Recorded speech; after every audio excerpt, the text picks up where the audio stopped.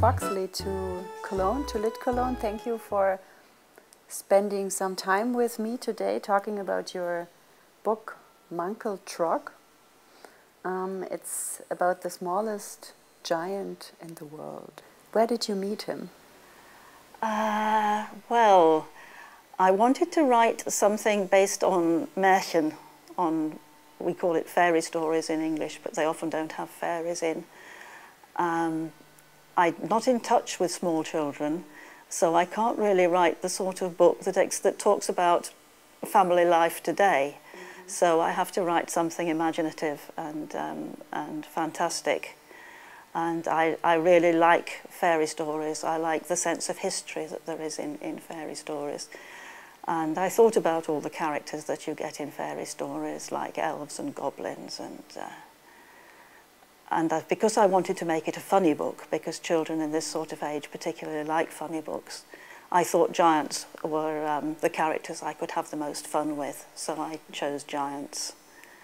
And then, of course, I had to have a giant boy to write the story about, and I started thinking about the plot. What was his story, this boy? Was there something that he wanted to achieve in life, or was there a problem that he had to overcome? And as soon as I started to think about a problem, I thought, well, the worst possible problem for a giant boy going to school would be if he was very, very small.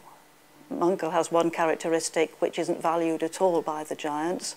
The giants are all naturally stupid, that is how giants are. And Munkel has the misfortune also to be clever.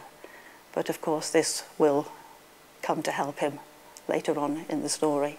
When I read the book, I was thinking whether nowadays is being clever maybe not cool anymore?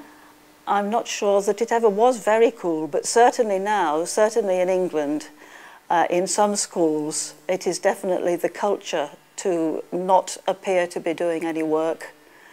And children who enjoy their schoolwork are regarded as strange, odd, trying too hard, people who want to please the teacher.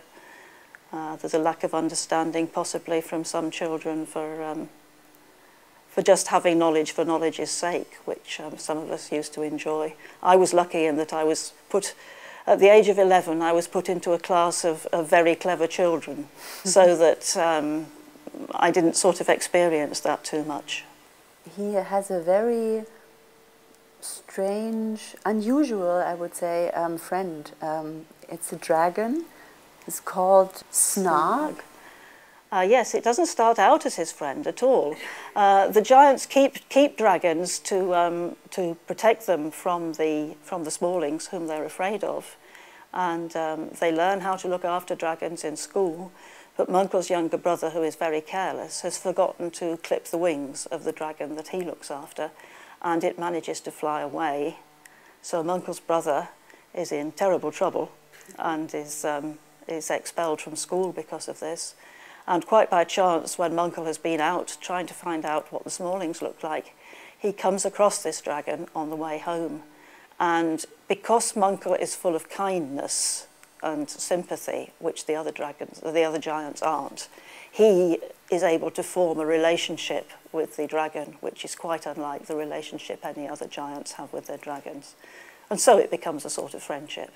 My biggest problem is that when the book gets translated into other languages, a lot of the names get changed, and I struggle to remember what all the different characters are. I mean, Munkel and Snarg normally stay the same, but in the German version, Munkel's brother and sister have got different names, for instance. What are they called in English? The brother is called Grit, and the sister Flub.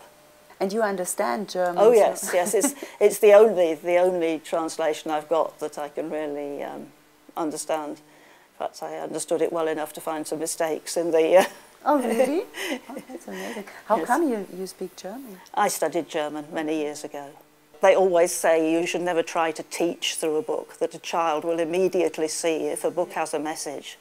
So I try to make anything that I'm saying very subtle and an integral part of the story, so that it doesn't come over as a message.